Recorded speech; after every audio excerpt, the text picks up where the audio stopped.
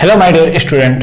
तो जैसा हमने लास्ट लेक्चर में पढ़ा था कि हाइड्रोजन की प्रिपरेशन मेथड के बारे में मैंने एक रिएक्शन आप लोगों को समझा दिया था। हाईली रिएक्टिव एलिमेंट किस तरीके से डिस्प्लेसमेंट रिएक्शन को शो करेगा, वो तो आपका नॉर्मल रिएक्शन था। अब जो मैं आपको रिएक्शन बताने जाने वाला हूं उस चीज को थोड़ा सा अच्छे से समझेंगे बच्चों।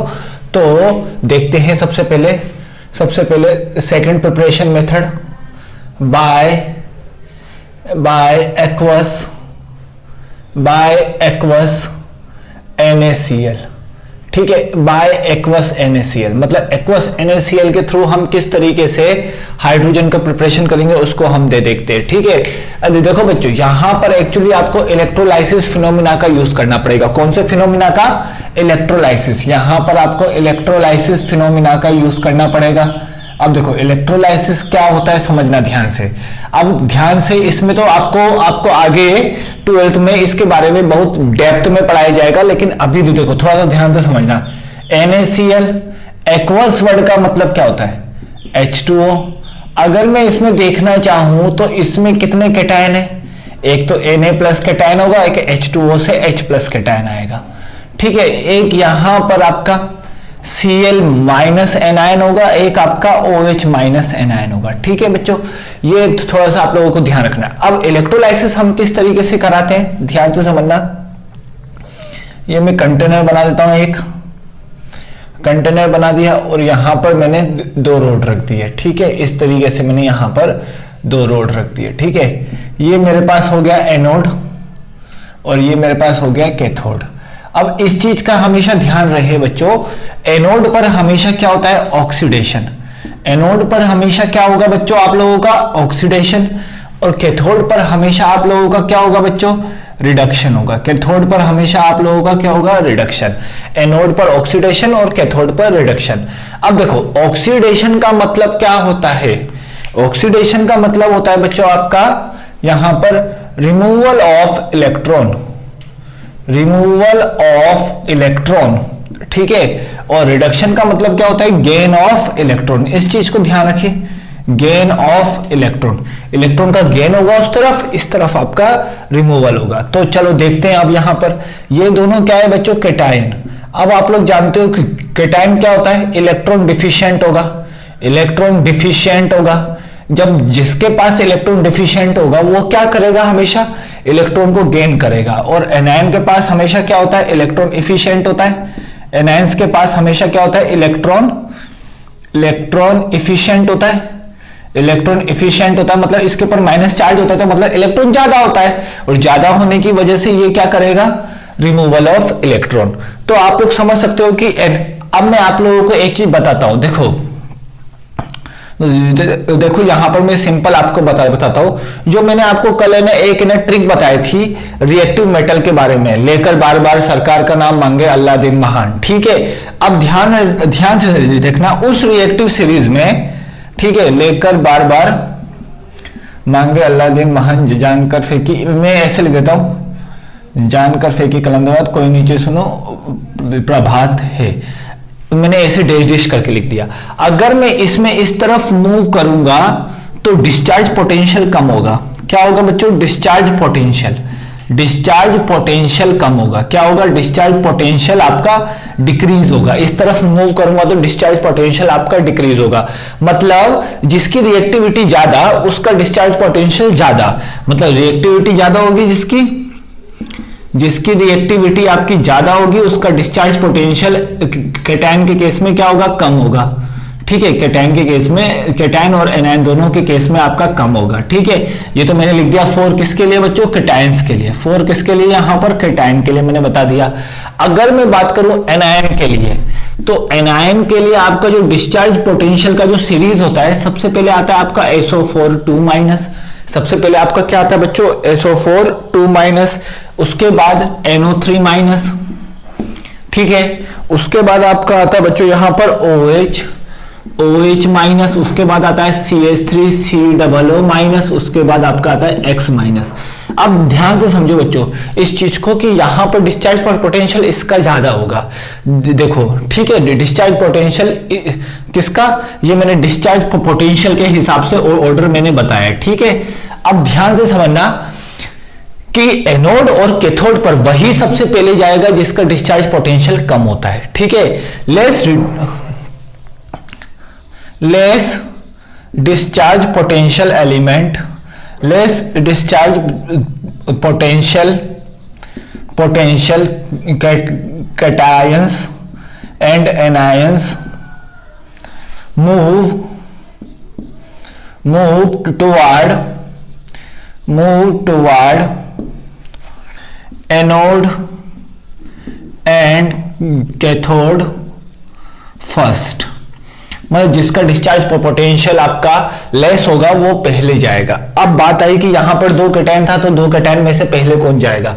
अब देखो यहां पर अगर मैं बात करूं तो सोडियम और हाइड्रोजन इस सीरीज में थे। देखो सोडियम पहले आएगा, उसका डिस्चार्ज पोटेंशियल ज्यादा, हाइड्रोजन का डिस्चार्ज पोटेंशियल कम। तो अगर मैं बात करूं ये इलेक्ट्रॉन डिफिशिएंट है तो कैथोड पर सबसे पहले कौन जाएगा। कैथोड पर आपका Na नहीं जाके H+ जाएगा।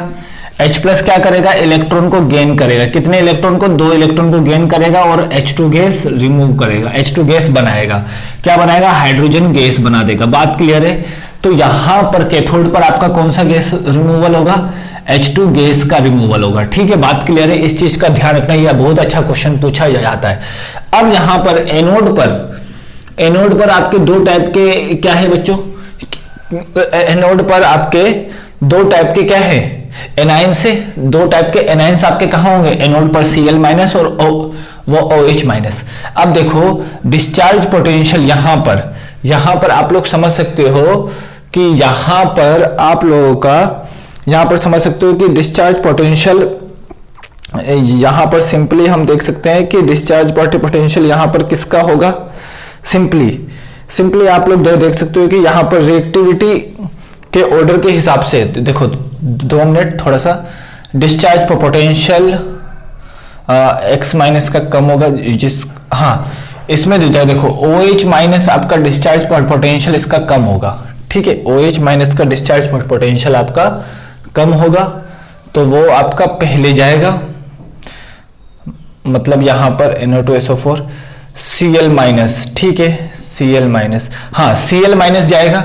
डिस्चार्ज पोटेंशियल यहां पर आपका Cl- का कम है, यहां पर डिस्चार्ज पोटेंशियल आपका किसका कम है, हेलोजन का डिस्चार्ज पोटेंशियल कम है बच्चों। यहां पर जब आपका हेलोजन का डिस्चार्ज पोटेंशियल कम है तो Cl- यहां जाएगा। दो Cl- अपने में से कितने इलेक्ट्रॉन को रिमूव करेगा, देखो 2 Cl- अपने में से 2 इलेक्ट्रॉन को रिमूव करेगा और यहां पर Cl2 गैस बना लेगा। क्या बना लेगा बच्चों, यहां पर Cl2 गैस। तो आपके एनोड पर कौन सी गैस निकलेगी बच्चों, Cl2 गैस। ठीक है, एनोड पर आपकी कौन सी गैस निकलेगी, Cl2। हमको किससे मतलब है, हमको प्रिपरेशन मेथड में हाइड्रोजन गैस से मतलब है। हमको प्रिपरेशन मेथड में किससे मतलब है बच्चों, हाइड्रोजन गैस से मतलब है।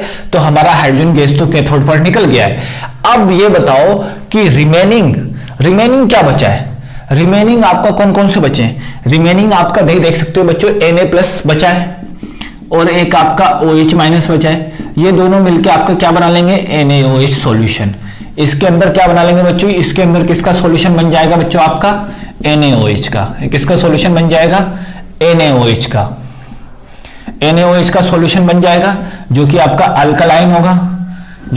अल्कलाइन होगा और इसका pH आपका क्या होगा, pH आपका क्या कहां से कहां वेरी करेगा, 7 to 14 के बीच में। ठीक है, pH आपका वेरी करेगा। तो इस तरीके से हम देख सकते हैं कि किस तरीके से हम हाइड्रोजन गैस एक्वस NaCl के केस में बना सकते हैं। इसका एक और एग्जांपल मैं बताता हूं बच्चों। हम यहां पर मोल्टन NaCl नहीं लेंगे, हम यहां पर क्या नहीं लेंगे बच्चों, मोल्टन NaCl नहीं लेंगे। क्यों नहीं लेंगे, इसका रीजन मैं आपको बताता हूं। देखते हैं यहां पर मोल्टन NaCl हम क्यों नहीं लेंगे। ठीक है, मोल्टन NaCl हम यहां पर क्यों नहीं लेंगे, उसका रीजन मैं आप लोगों को अच्छे से बताता हूं, थोड़ा सा ध्यान से समझना।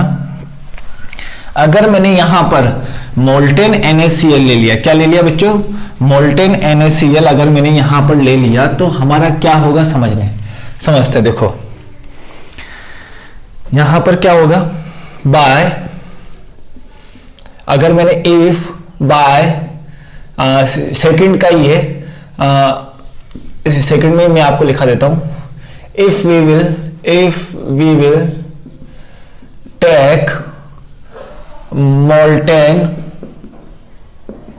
NaCl। अगर मैं मोल्टेन NaCl ले लूंगा तो मोल्टेन NaCl में आपका क्या होगा, केवल और केवल NaCl होगा, और इसमें एक ही कैटायन होगा Na+ और इसमें एक ही एनायन होगा Cl-। ठीक है, मोल्टेन का मतलब NaCl का मास आपका मेल्ट हो चुका है। ठीक है, वही मास है। ठीक है, अब देखो यहां पर ये कैटायन एक ही है, यहां पर एनायन भी एक ही है, तो आपका एनायन क्या होता है, गेन ऑफ इलेक्ट्रॉन यहां पर होता है, यहां पर रिमूवल ऑफ इलेक्ट्रॉन। ठीक है, तो रिमूवल ऑफ इलेक्ट्रॉन यहां से होगा, तो एनोड पर क्या होगा बच्चों, Cl- 2 इलेक्ट्रॉन लेगा, दो Cl- 2 इलेक्ट्रॉन को रिमूव करेगा, Cl2 गैस और 2 इलेक्ट्रॉन बना दिया।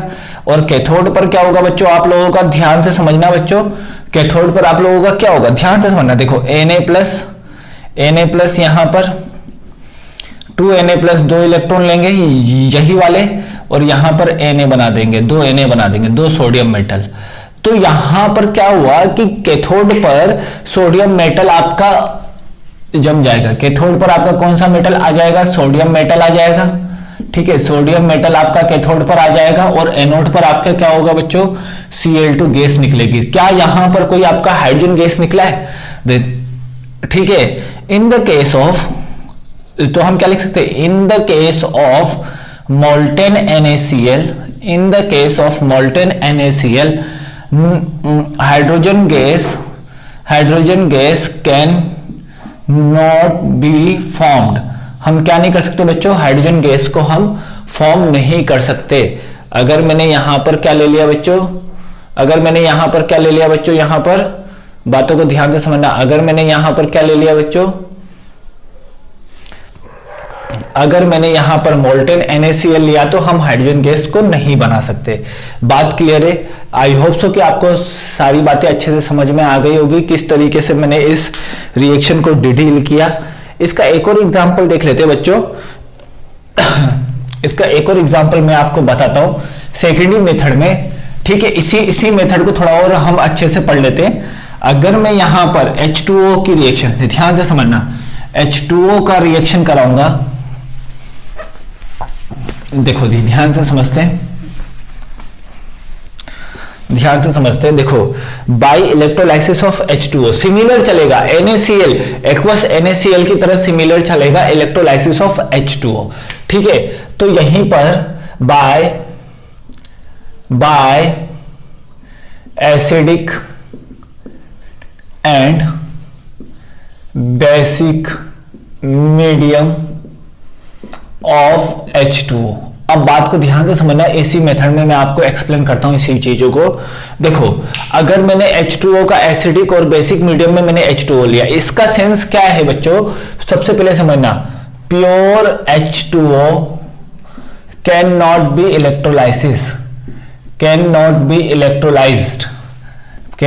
इलेक्ट्रोलाइज्ड। हम प्योर H2O को इलेक्ट्रोलाइज नहीं कर सकते। So we have to take some little amount of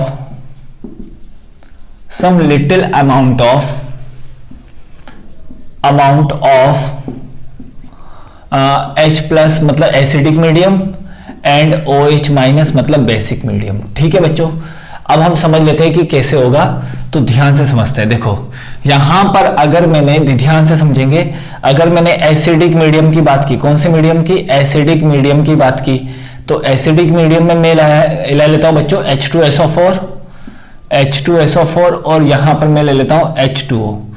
ठीक है, H2O ले लेता हूं, बात क्लियर है? अब यहां पर कितने कैटायन है, एक ही टाइप की कैटायन है H2O, लेकिन यहां पर एनायन कितने टाइप के, SO4 2- और एक आपका OH-। ठीक है, ये तो मैंने आपको बता दिया। ठीक है, नाउ अब मैं देखता हूं बच्चों, यहां पर अगर मैंने यहां पर एनोड बना दिया, ये मैंने आपका कैथोड बना दिया। कैथोड का मतलब क्या होता है बच्चों, रिडक्शन। अब ये भी मैंने बताया, कैथोड का मतलब रिडक्शन का मतलब क्या होगा, रिडक्शन का मतलब आप लोगों का क्या होगा, गेन ऑफ इलेक्ट्रॉन।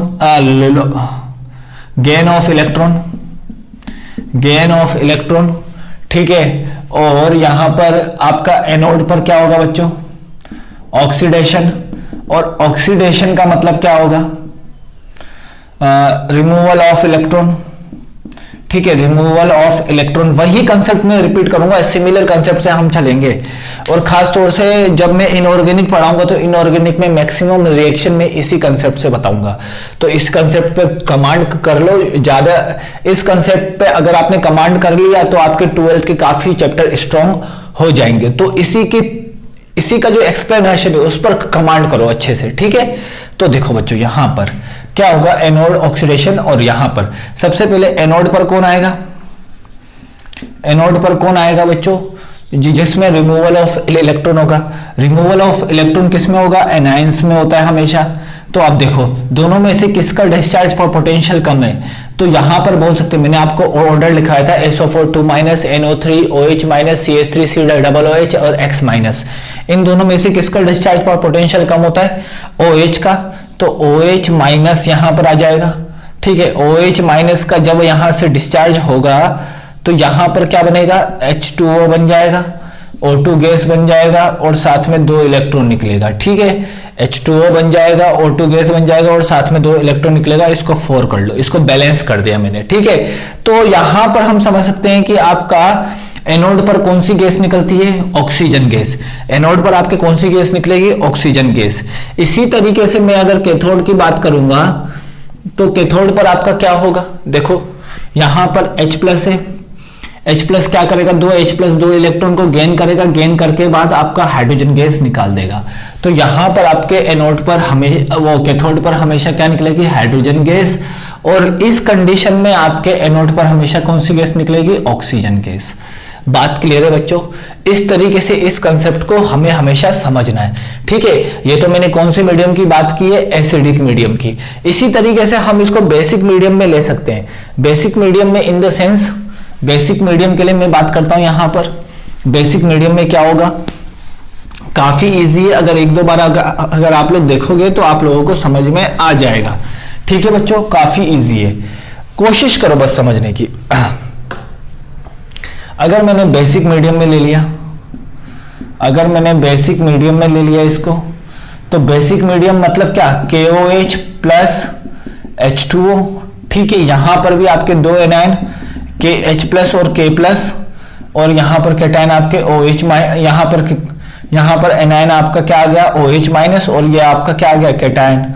अब फिर आपको समझ में आ गया होगा कि एनोड पर क्या होगा, एनोड पर क्या जाएगा, एनोड पर आपका एनोड पर आपका कौन जाएगा, OH माइनस, ये आपका एनोड पर जाएगा और ये आपका कैथोड पर जाएगा, ठीक है। तो एनोड की रिएक्शन में लिख देता हूं। एनोड पर आपका क्या होगा, देखो अगर मैंने OH माइनस में से H2O 2H2O O2 और यहां पर 2 इलेक्ट्रॉन रिमूव कर दिए, तो यहां पर आपका कितने इलेक्ट्रॉन रिमूव हुए, सॉरी यहां पर 4 इलेक्ट्रॉन रिमूव होगा। कितने इलेक्ट्रॉन रिमूव होगा, 4 इलेक्ट्रॉन, ठीक है। अब यहां पर H+ और K+ है, क्या है बच्चों, यहां पर H+ और K+ है। अब देखो इसको हाफ कर दो, ठीक है। अब ये 2 इलेक्ट्रॉन हो गया, H+ और K+ है। तो H+ और K+ में किसका डिस्चार्ज पोटेंशियल आपका ज्यादा होता है, K+ का। मैंने आपको बताया था कैटायन के लिए रिएक्टिविटी सीरीज के हिसाब से H+ और K+ में K+ का डिस्चार्ज पोटेंशियल ज्यादा होता है। मैंने आपको बताया था जिसका लेस डिस्चार्ज पोटेंशियल होगा उसका इलेक्ट्रोलाइसिस पहले होगा। तो यहां पर H+ का होगा, तो कैथोड पर आपका कौन जाएगा बच्चों, H+ आपका 2 इलेक्ट्रॉन को गेन करेगा और यहां पर कौन सी गैस बना देगा, H2 गैस। तो यहां पर आपका फिर से वही होगा H2। ये दोनों मीडियम में हो सकता है, basic medium as well as acidic medium, दोनों मीडियम में ये रिएक्शन आपकी प्रोसीड कर जाएगी, ठीक है। तो इस टाइप की रिएक्शन को थोड़ा सा ध्यान से समझिएगा आप लोग। काफी इजी रिएक्शन है, काफी सिंपल है। अगर आप लोग एक दो बार करोगे तो आप लोगों को अच्छे से समझ में आ जाएगा, ठीक है। नाउ अब हम चलते हैं नेक्स्ट रिएक्शन पे। अब हम चलते हैं नेक्स्ट रिएक्शन पे, यहां पर नेक्स्ट रिएक्शन पे चलते हैं, देखते हैं बच्चों। और इस रिएक्शन की एक दो खास बातें वो मैं आपको लिखा देता हूं ताकि आपको समझ में अच्छे से आ जाए। देखो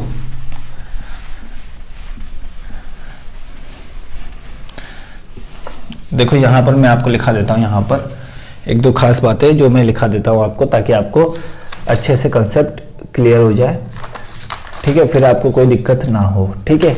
तो मैं यहाँ पर बता देता हूँ कि देखो फ्रॉम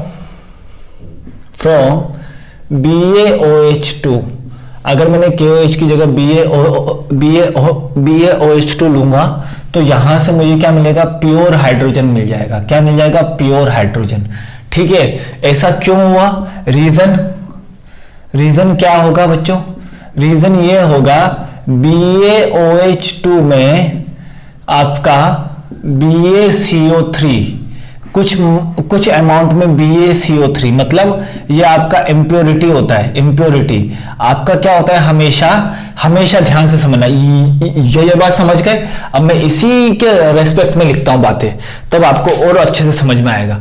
या फिर मैं सिंपल बोल सकता हूं, मेटल हाइड्रोक्साइड के साथ, किसके साथ, मेटल हाइड्रोक्साइड के साथ कुछ अमाउंट में आपका क्या होता है, मेटल कार्बोनेट प्रेजेंट होता है। मेटल कार्बोनेट प्रेजेंट होता है जो कि क्या होता है,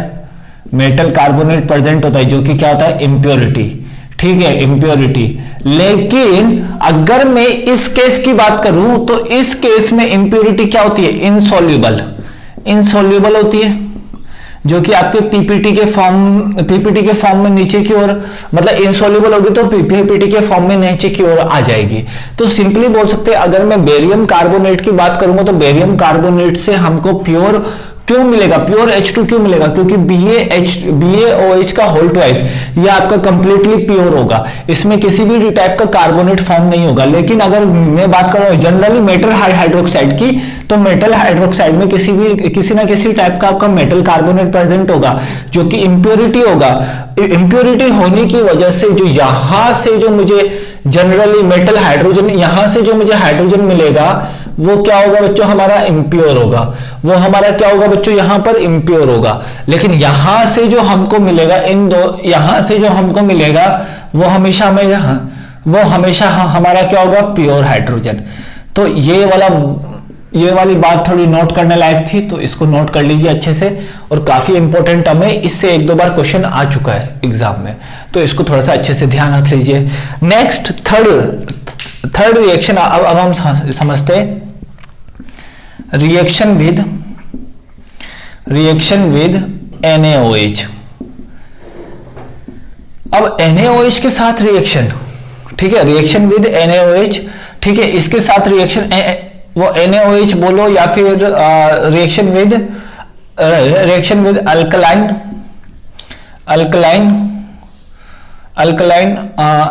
reaction with reaction of, simple लिखो, reaction of amphoteric metal plus alkaline, ठीक है, एम्फोटेरिक मेटल प्लस अल्कलाइन, इसके रिएक्शन के साथ अल्कलाइन आपका क्या होगा बच्चों, NaOH। अल्कलाइन आपका क्या होगा, NaOH। इस रिएक्शन को प्रोसीड करने का तरीका समझना है बच्चों आप लोगों को, इस रिएक्शन को प्रोसीड करने का आप लोगों को तरीका समझना है कि किस तरीके से मैं इस रिएक्शन को प्रोसीड करता हूं। सबसे पहले हम कुछ एम्फोटेरिक मेटल लेते हैं, जैसे मैंने ले लिया एल्यूमिनियम, ठीक है। एल्यूमिनियम की रिएक्शन अगर मैं NaOH के साथ करता हूं तो यहां पर सोडियम मेटा एल्यूमिनेट बनता है और यहां पर हाइड्रोजन गैस रिमूवल होगी। अब आप लोगों को कंफ्यूजन ये होगा कि सर आपको कैसे पता कि रिएक्शन ऐसा होगा, समझते हैं। देखो सबसे पहले ये क्या है बच्चों, आपका इस रिएक्शन को याद रखने का तरीका, भूलने का बहुत आसान तरीका है, लेकिन याद रखने का तरीका बहुत कठिन है, तो ट्रिक से समझते हैं। ये हमारा क्या हो गया, बेस, और ये क्या है हमारा मेटल, ठीक है। अब देखो बेस आपका जनरली किसके साथ आप बेस का रिएक्शन काफी इजीली कर सकते हो। आप लोग खुद सोचो कि आप लोग जनरली बेस का रिएक्शन किसके साथ काफी इजीली कर सकते हो। आप लोग खुद सोच के बताओ कि आप लोगों को अगर मैंने बोला है कि बेस के साथ रिएक्शन, तो जनरली आप किसका रिएक्शन बेस के साथ काफी इजीली प्रोसीड कर सकते हो। आप लोग खुद सोच के बताओ। तो जनरली बेस का रिएक्शन हम एसिड के साथ कराते हैं। जनरली बेस का रिएक्शन हम किसके साथ कराते हैं, एसिड के साथ। तो क्यों ना मैं इस मेटल को एसिड में कन्वर्ट कर दूं, क्यों ना मैं इस मेटल को किस में कन्वर्ट कर दूं, एसिड में। तो देखो इसको मैं एसिड में कन्वर्ट करके देखता हूं। जैसे मेरे पास एल्यूमिनियम है, एल्यूमिनियम में मैंने H2O ऐड किया, सबसे पहले मेटल टू एसिड कन्वर्ट कर दिया, मेटल टू एसिड फॉर्म में कन्वर्ट कर दिया मैंने। कौन से फॉर्म में, एसिड फॉर्म में। ट्रिक समझना, मेटल को सबसे पहले एसिड फॉर्म में कन्वर्ट कर दिया। देखो यहां पर क्या आ जाएगा, AlOH का होल थ्राइस प्लस, अब जो भी है व्हाटएवर, अब देखते हैं पहले इसको, एल्यूमिनियम H2O होल थ्राइस। ठीक है, ये मैंने बना लिया। अब इसको थोड़ा हम बैलेंस कर लेते हैं। ठीक है, बैलेंस कर लेते तो यहां पर 3 आ जाएगा, 3 आ जाएगा, तो यहां पर क्या बचेगा, 3/2 H2 बन जाएगा। बात क्लियर है, ये मैंने बन गया। ठीक है, ये मैंने बैलेंस कर लिया।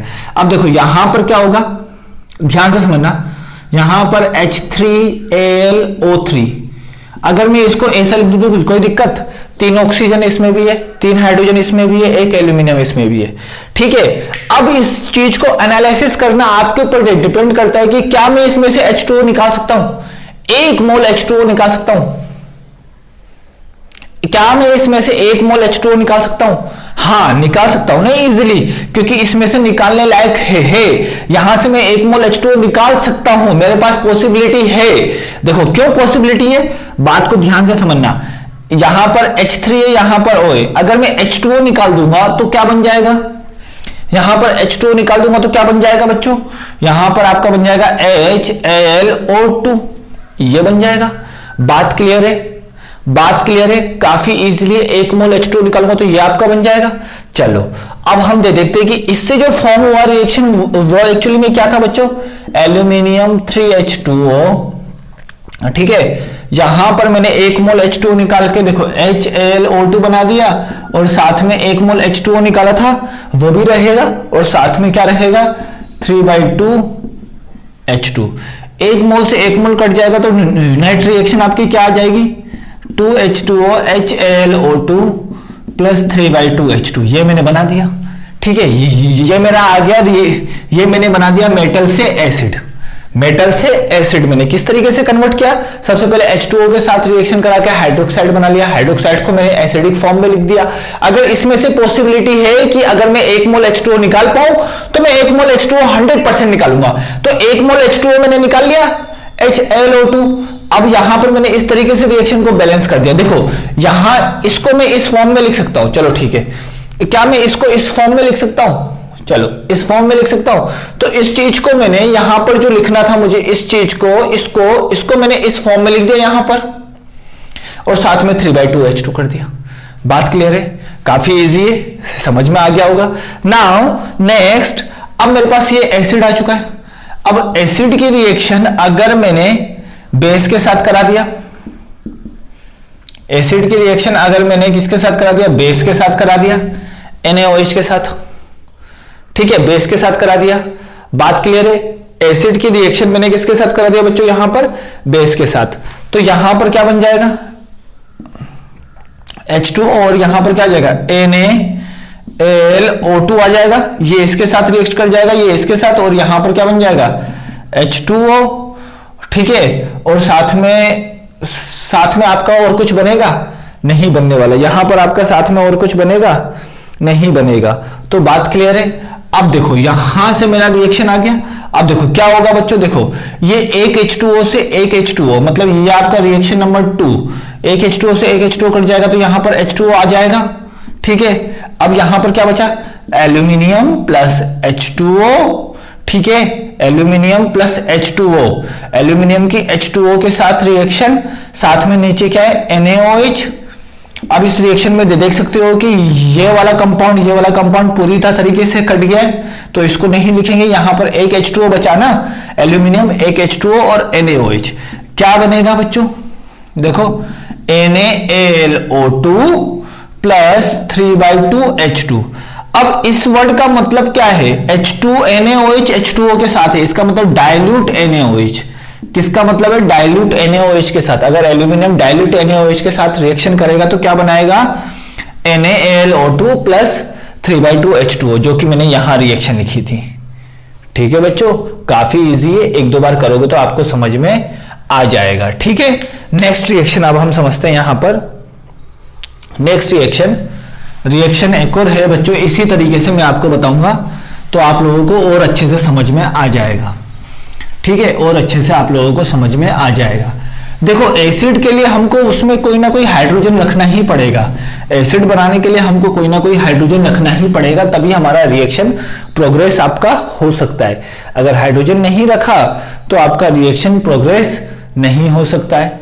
ठीक है, तो अब हम समझते हैं बच्चों यहां पर एक और रिएक्शन देखो, Zn की रिएक्शन NaOH के साथ। अब मैंने सिमिलर प्रोसीड आपको बताया था कि ये मेटल है, ये बेस है, बेस को किसके साथ रिएक्शन करना होता है? एसिड के साथ। तो क्यों ना मैं इसका क्या बना दूं, एसिड बना दूं। तो समझो यहां पर ट्रिक के हिसाब से मैं करता हूं ताकि आपको परमानेंटली याद हो जाए। Zn को मुझे एसिड में कन्वर्ट करना है। कैसे करूंगा? Zn की रिएक्शन अगर मैंने H2O के साथ करा दिया तो क्या बना लेगा? ZnOH का होल ट्वाइस, क्योंकि Zn के ऊपर +2 चार्ज होता है ना, ZnOH का होल ट्वाइस बना लेगा। क्या बना लेगा? ZnOH का होल ट्वाइस। तो यहां पर ZnOH का होल ट्वाइस बना लिया।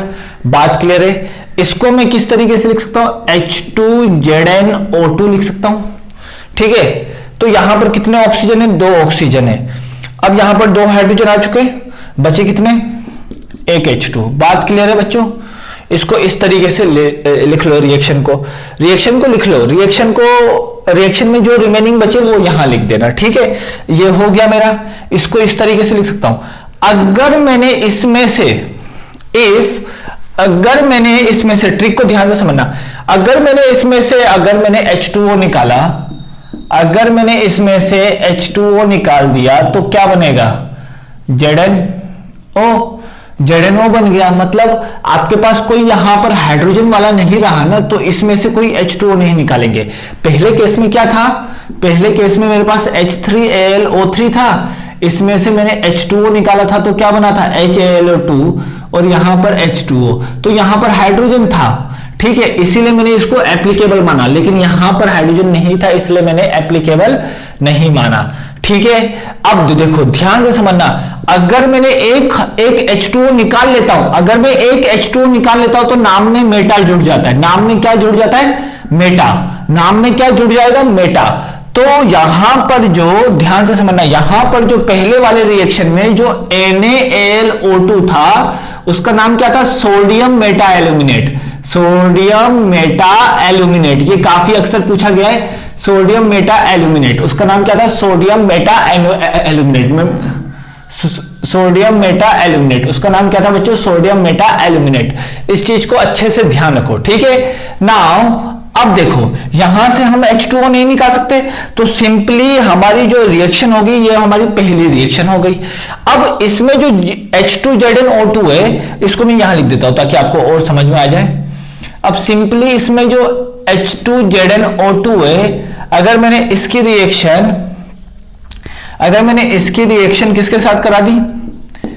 NaOH के साथ करा दिया, तो यहां पर आपका क्या बनेगा? देखो 2 H है तो 2 NaOH की रिक्वायरमेंट, तो कितना हो जाएगा? यहां पर 2 H2O बन जाएगा और यहां पर क्या बन जाएगा? Na2ZnO2। Na2ZnO2 बन जाएगा। बात क्लियर है? अब यहां पर कौन कौन सी चीजें कट सकती है देखते हैं। 2 H2O से 2 H2 चला जाएगा, H2ZnO2 से H2ZnO2 चला जाएगा। बचेगा क्या? Zn plus 2 NaOH gives what? Na2ZnO2 plus H2। ठीक है, हाइड्रोजन गैस बन गया। अब क्या मैं यहां पे मैंने H2O का रिमूवल किया? नहीं किया। क्या मैंने यहां पे H2O का रिमूवल किया? नहीं किया। जब मैंने यहां पर आपका H2O का रिमूवल नहीं किया तो इसका नाम सीधा लिखेंगे सोडियम जिंकेट। सोडियम जिंकेट, क्या नाम लिखेंगे इसका? Sodium zincate. यहां पर मेटा क्यों लिखा था? क्योंकि जो एसिड फॉर्म किया था उसमें से एक H2O निकालने की पॉसिबिलिटी थी, इसलिए मैंने मेटा लिखा था। आई होप सो कि आपको समझ में आ गया होगा किस तरीके से मैं यहां पर रिएक्शन करवा रहा हूं बच्चों। ठीक है, इसी तरीके से एक और रिएक्शन मैं आपको बताता हूं, फिर मैं आपको एक काम करो, आप होमवर्क के लिए 1-2 रिएक्शन इसमें से मैं आपको दे देता हूं ताकि आप लोग अच्छे से लिख पाओ। ठीक है, मतलब इसी पर बेसिस है। और इस रिएक्शन को ध्यान रख लेना कि एम्फोटेरिक कौन कौन से आपके एम्फोटेरिक नहीं होंगे, यहीं से आप लोग ध्यान रख लेना। मैं आपको होमवर्क के लिए दे देता हूं, इसी टाइप का रिएक्शन आप लोग कोशिश करो, ठीक है। SN plus NaOH, B plus NaOH, BE plus NaOH, ठीक है, PB प्लस NaOH, इन सब की रिएक्शन कराना है आपको NaOH के साथ, ठीक है। क्या प्रोडक्ट आएगा वो आपको बताना है कि कैसे करेंगे। इसका एसिड बनाएंगे, एसिड बनाने के बाद रिएक्शन करेंगे। इसका जब H2O के साथ, मैं आपको बता देता हूं, ये भी आपको हिंट में बता देता हूं, हिंट सबके, कि अगर आपका SN का रिएक्शन H2O के साथ कराओगे तो आपका SNOH का होल 4 बनेगा, ठीक है।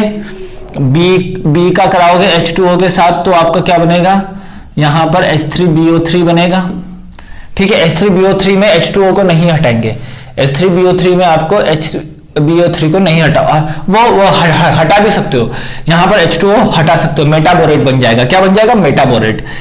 BE का H2O के साथ रिएक्शन कराओगे तो BeOH का होल ट्वाइस बनेगा, ठीक है। और अगर आप यहां पर PB का रिएक्शन कराओगे तो PB का आपका क्या बनेगा, PbOH होल 4 भी बन सकता है और PbOH होल ट्वाइस भी बन सकता है। कौन सा बनेगा, PbOH होल ट्वाइस आपका ज्यादा बनेगा।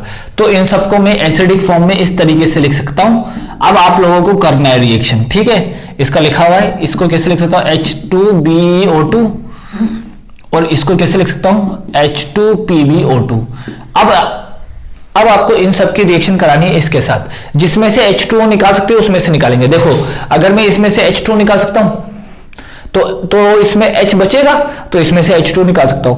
इसमें से H2 निकालूंगा तो क्या इसमें H बचेगा, नहीं बचेगा, तो इसमें से नहीं निकालूंगा। क्या इसमें से H2 निकालूंगा तो H बचेगा, नहीं बचेगा, तो इसमें से H नहीं निकालेंगे, केवल और केवल इसमें निकालेंगे। आपको मुझे नेट रिएक्शन निकाल के बतानी है। एक दो बार रिपीट करके फिर से देखो सर ने किस तरीके से किया है, देन आफ्टर आप लोग प्रोसीड करना, ठीक है।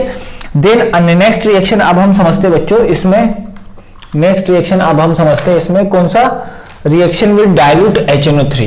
ये मैं आगे भी पढ़ाऊंगा डाइल्यूट HNO3 के साथ रिएक्शन आप लोगों को, लेकिन अभी हम लोग समझ रहे थे कुछ, ठीक है। Reaction with dilute HNO3, dilute HNO3 के साथ अगर मैं रिएक्शन कराता हूं तो रिएक्शन में क्या होता है क्या नहीं होता वो मैं आपको बताता हूं, ठीक है। 2 मिनट।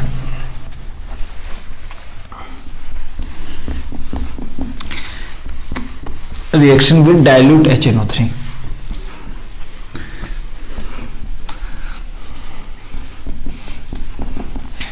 देख लेते हैं।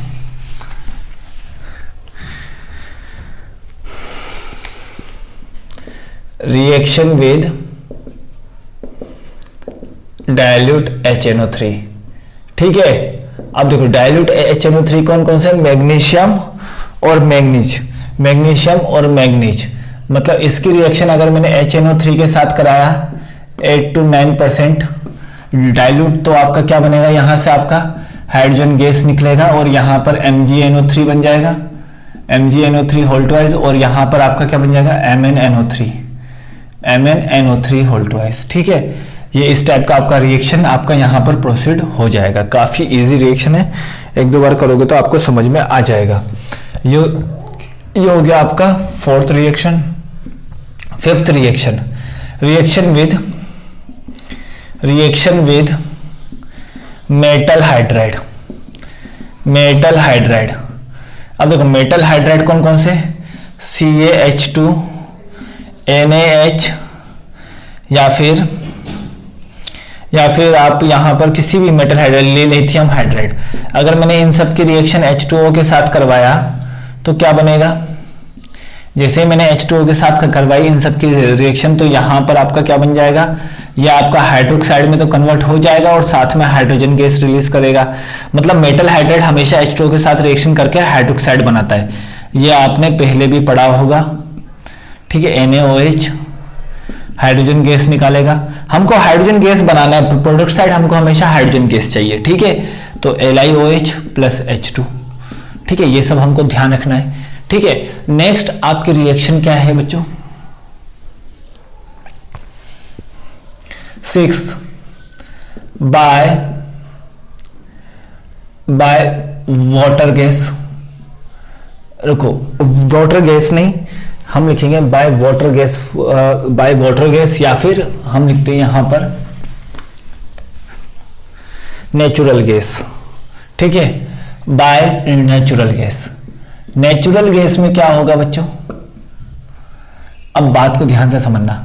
सबसे पहले जो आपका कार्बन होगा, ठीक है, कार्बन की रिएक्शन अगर मैंने H2O के साथ करवाया तो आपका क्या बनेगा बच्चों, यहां पर आपका बनेगा हाइड्रोकार्बन। किसी भी हाइड्रोकार्बन का रिएक्शन अगर मैंने H2O के साथ कराया तो यहां पर आपका सिन गैस बनेगा। ठीक है, कौन सा गैस बनेगा बच्चों, सिन गैस। अब समझना, यहां पर हाइड्रोजन के साथ कराया तो यहां पर CO बन जाएगा और यहां पर H2 बन जाएगा। बात क्लियर है?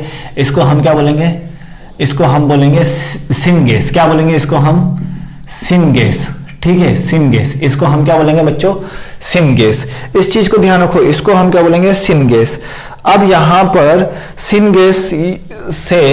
सिन गैस की रिएक्शन अगर मैंने यहां पर ये 1270 केल्विन टेम्परेचर पे कराया तो आपका सबसे पहले सिन गैस बनेगा। कौन सा गैस बनेगा, सिन गैस। देन आफ्टर मैंने इसके बाद और भी मैंने इसको गर्म किया, इसको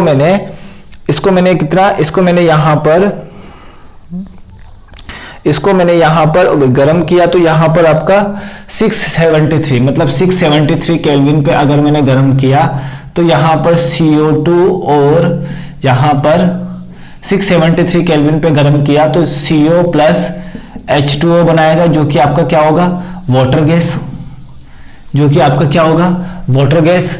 ठीक है, देन आफ्टर अगर मैंने इसको फिर मैंने H2O के साथ स्टीम पे गर्म किया, H2O के साथ मैंने फिर इसको स्टीम पे गर्म किया तो यहां पर क्या बन जाएगा बच्चों, यहां पर आपका बन जाएगा CO2 और H2 गैस।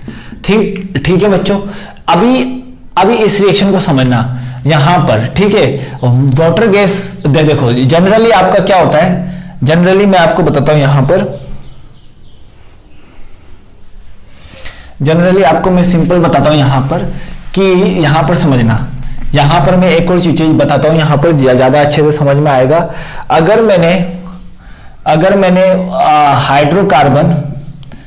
मैंने हाइड्रोकार्बन की रिएक्शन, ठीक है, स्टीम के साथ कराया, इसी के नीचे लिखना, अगर मैंने हाइड्रोकार्बन की रिएक्शन स्टीम के साथ कराया तो आपका सिन गैस बनता है, सिन गैस। ठीक है, अब आपका सिन गैस बन चुका है। ये बात को ध्यान से समझो कि यहां पर आपका कौन सा गैस बन चुका है, सिन गैस बन चुका है। ठीक है, सिन गैस आपका बन चुका है। अब ध्यान से समझना, सिन गैस कैसे, देखो सिन गैस का formation carbon plus H2O steam के साथ 1270 केल्विन टेम्परेचर पे सिन गैस आपका बन जाएगा। ठीक है, ये आपका सिन गैस बन गया। ठीक है, नाउ आपका सिन गैस में जैसे ही मैंने और H2O ऐड किया तो आपका क्या बन जाएगा, वाटर गैस बन जाएगा। और यहां पर अगर वाटर गैस में मैंने अगर H2O जोड़ा तो इसको हम क्या बोलते हैं, वाटर शिफ्ट रिएक्शन। इस रिएक्शन को हम क्या बोलते हैं, वाटर शिफ्ट रिएक्शन। ये बात ध्यान से समझो, इस रिएक्शन को हम क्या बोलते हैं, वाटर शिफ्ट रिएक्शन। तो सबसे पहले सिंपल बात ये है कि हाइड्रोकार्बन के स्टीम के साथ रिएक्शन कराएंगे तो आपका सिन गैस बनेगा। सिन गैस आपका कार्बन और H2O के साथ भी गर्म करेंगे तो भी आपका सिन गैस बनेगा, जो कि आगे जाके किस में कन्वर्ट होगा बच्चों, वाटर गैस में। ठीक है, वाटर गैस रिएक्शन में। ठीक है, इसको हम क्या बोलेंगे, वाटर गैस। इसके बाद इसकी H2O स्टीम के साथ कराएंगे तो आपका क्या बनेगा, CO2 और H2 बनेगा। H2 मेरा यहाँ पर हाइड्रोजन बन चुका है। अब नेक्स्ट इसमें समझना, यहां पर जो आपका कैटलिस्ट होता है, यहां पर जो कैटलिस्ट होगा बच्चों, यहां पर Fe2O3 और CrO3। ठीक है, CR2O3 Fe2O3 और यहां पर क्या होगा कैटलिस्ट बच्चों, CR2O3 FeO होगा, शायद से FeO होगा बच्चों, यहां पर FeO प्लस CR2O3 यहां पर कैटलिस्ट होगा। अब ये कैटलिस्ट का काम क्या है, अब इस कैटलिस्ट का काम क्या है उस चीज को समझना है हमको। यहां पर इस कैटलिस्ट का काम क्या होगा उस चीज को ध्यान से समझना है। देखो रिएक्शन तो आपको एक दो बार पढ़ना पड़ेगा, मगअप करना ही पड़ेगा। ठीक है, इसका कोई और वैल्यू नहीं है। जहां जहां मुझे ट्रिक बताने की पॉसिबिलिटी रहेगी वहां मैं आपको बता दूंगा। ठीक है, अब यहां पर जो ये होगा, दोनों जो कैटलिस्ट है, कैटलिस्ट आपको क्या करेगा, कैटलिस्ट एब्जॉर्ब एब्जॉर्ब, कैटलिस्ट क्या है, एब्जॉर्ब कर, एब्जॉर्ब CO2 गैस, ठीक है। So we can remove H2 gas easily. हम कौन सी गैस को रिमूव कर सकते हैं, H2 गैस को हम रिमूव कर सकते हैं इजीली, ठीक है। ये आपका कैटलिस्ट क्या करेगा, इसको एब्जॉर्ब कर लेगा। क्या कैटलिस्ट अपने, ये क्या होता है, सॉलिड होते हैं दोनों, क्या होते हैं, सॉलिड। सॉलिड के सरफेस पे गैस आपका अडियर कर जाएगा, मतलब उस पर आके चिपक जाएगा और H2 गैस हमारा रिमूव कर सकते हैं। अगर मुझे CO2 गैस का फॉर्मेशन करना है, इसके बाद मुझे फिर CO2 गैस का फॉर्मेशन करना है, तो CO2 गैस के फॉर्मेशन के लिए हम क्या करेंगे, जिस सॉलिड पे ये अडियर होगा, जिस सॉलिड पे मतलब FeO और Cr2O3 पे जो ये अडियर है, उस पर हम क्या करेंगे, उस पर हम सोडियम आर्सेनाइड Na3SO3 आर्सेनाइड से हम क्या करेंगे, इसको रब करेंगे, ठीक है। Rubbing by sodium arsenate, then यहां से कौन सी गैस निकल जाएगी, वापस से जो इसके सरफेस पे अडियर होगी वही गैस आपकी वापस से निकल जाएगी, मतलब CO2 गैस वापस से हम ऑब्टेन कर सकते हैं। तो ये रिएक्शन कुछ ऐसी थी। अब इसमें इंपॉर्टेंट बात क्या है, ध्यान से समझना। यहां तक तो आप लोगों को समझ में आ गया होगा कि किस तरीके से हम लोग निकाल रहे हैं। नेचुरल गैस में हाइड्रोकार्बन को स्टीम के साथ रिएक्शन कराएंगे तो सिन गैस बनेगा। सिन गैस हम इस तरीके से भी बना सकते हैं, कार्बन और H2O के साथ भी अगर टेम्परेचर पर रिएक्शन कराएंगे तो सिन गैस बन जाएगा, जो कि H2O के साथ आगे जाके CO और H2O में कन्वर्ट हो जाएगा और यहां पर क्या बना लेगा, वाटर गैस। यहां पर क्या बन जाएगा बच्चों, आपका वाटर गैस। अब वाटर गैस को अगर मैंने H2O के साथ रिएक्शन करा दिया तो कौन सी रिएक्शन होगी बच्चों, आपकी वाटर शिफ्ट रिएक्शन, और CO2 और H2 बन जाएगा। बात क्लियर है, इस चीज को ध्यान रखना। सिन गैस का फॉर्मूला क्या होता है, CO प्लस H2, और वाटर गैस का फॉर्मूला क्या होता है, CO प्लस H2O, और ये आपका क्या होता है, वाटर शिफ्ट रिएक्शन, ठीक है। अब आगे समझना, यहां पर एक और कंसेप्ट मैं बताता हूं, यहां पर आगे जाके हमको कौन से किससे क्या ऑब्टेन होगा, हमको उसको ध्यान रखना है बस, ठीक है। अब इसको मैंने आपको बता दिया। नाउ अब हम देखते हैं यहां पर फिजिकल प्रॉपर्टीज ऑफ हाइड्रोजन, ठीक है। इस तरीके से तो हम बना सकते हैं फिजिकल प्रॉपर्टीज ऑफ हाइड्रोजन। जो मैं बता रहा हूं बच्चों, उस चीजों को समझते जाओ, काफी इजीली आप लोगों को एक ही बार में कंसेप्ट क्लियर होते जाएंगे सारे, ठीक है। तो फिजिकल प्रॉपर्टी ऑफ वो हाइड्रोजन में सबसे पहले क्या आएगा, pure hydrogen is colourless and odourless. Pure hydrogen आपका क्या होता है बच्चों, कलरलेस, ऑर्डरलेस। और इम्प्योर हाइड्रोजन, और ध्यान से समझना, impure hydrogen having a fishy smell, ठीक है, due to the presence of pH3 SH3 like impurities, ठीक है। बात क्लियर है, इस चीज को ध्यान से समझो, ठीक है। सेकंड इसका जो क्या है बच्चों, यहां पर H2 gas is lighter gas, सबसे ज्यादा हल्की होती है लाइटर गैस, ठीक है, ये हो गया। थर्ड आपका क्या है बच्चों, H2 गैस का critical temperature, H2 gas has very low critical temperature. अब क्रिटिकल टेम्परेचर ध्यान से समझना, जिसका क्रिटिकल टेम्परेचर जितना कम होगा, ध्यान से समझना, जिसका क्रिटिकल टेम्परेचर जितना कम होगा उसको हम लिक्विफाई उतनी इजीली नहीं कर पाएंगे, जिसका क्रिटिकल टेम्परेचर जितना कम होगा उसको हम लिक्विफाई नहीं कर सकते, बहुत मुश्किल होगा। यहां तक बात समझ में आ गई।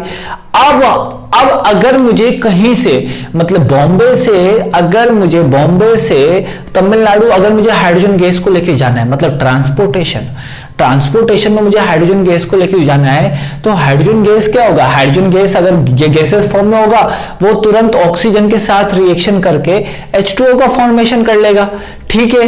तो हम ट्रांसपोर्टेशन नहीं कर सकते। अगर मुझे ट्रांसपोर्ट भी करना होगा तो मुझे काफी काफी ना स्टील का चेंबर बनाना पड़ेगा जिसमें ना जिसकी थिकनेस काफी ज्यादा होगी। तो सिंपली हम समझ सकते हैं कि अगर कोई मेरा ट्रांसपोर्टेशन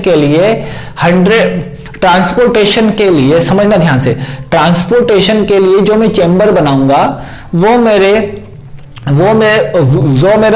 मतलब 1000 किलोग्राम स्टील से बनेगा और उसका 10% ही हम ट्रांसपोर्ट कर पाएंगे। मतलब 1000 का 10% मतलब हम 10% ही उसके अंदर ट्रांसपोर्ट कर पाएंगे। तो हमारे जो स्टील का चेंबर है उसका कॉस्ट आपका ज्यादा हो जाएगा। तो क्या करते हैं कि इसका वेरी लो क्रिटिकल टेम्परेचर, तो इसका मतलब इसको लिक्विफाई नहीं कर सकते। सो यहां पर क्या होगा, ट्रांसपोर्टेशन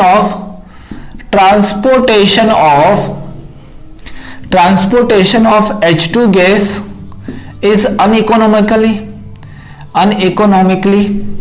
मतलब इसका ट्रांसपोर्टेशन मतलब इसमें आपका वैल्यू ज्यादा आ जाएगा, मतलब पैसा ज्यादा खर्च होगा, मनी एक्सपेंडिचर यहां पर ज्यादा होंगे। ज्यादा होने की वजह से इसीलिए ये आपका इसका अनइकोनॉमिकली होता है।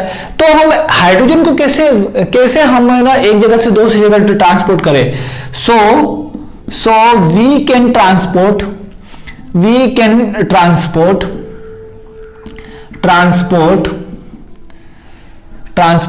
hydrogen gas in the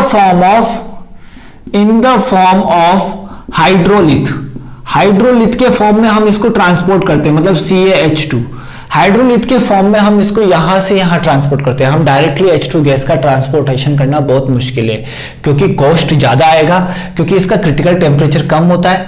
तो इसका लिक्विफिकेशन हम नहीं कर सकते, लिक्विफिकेशन खत्म। लिक्विफिकेशन के बाद दूसरी बात आती है कि इसका कॉस्ट ज्यादा होता है और क्रिटिकल टेम्परेचर कम होता है तो पूरे ट्रांसपोर्टेशन के टाइम हमको उस टेम्परेचर को मेंटेन कर पाना काफी मुश्किल होता है। ठीक है, मेंटेन नहीं कर पाएंगे, अनइकोनॉमिकली होगा। तो हमने इसका अल्टरनेट ढूंढा कि अगर मैंने हाइड्रोलिथ के फॉर्म में ट्रांसपोर्ट कर दिया तो वहां पर हाइड्रोलिथ की रिएक्शन अगर H2O के साथ करा दी तो अपने आप में हाइड्रोजन गैस निकाल सकता हूं। तो हाइड्रोजन का ट्रांसपोर्टेशन काफी टफ होता है बच्चों, ये बात आप लोगों को समझ में आ गई होगी। ठीक है, अब यहां पर इसकी एक और प्रॉपर्टी है, hydrogen gas will be observed on metal surface like. Fourth property मैं आपको लिखा देता हूं, फोर्थ इसकी फिजिकल प्रॉपर्टी लिखा देता हूं बच्चों मैं आपको। Fourth physical property, hydrogen gas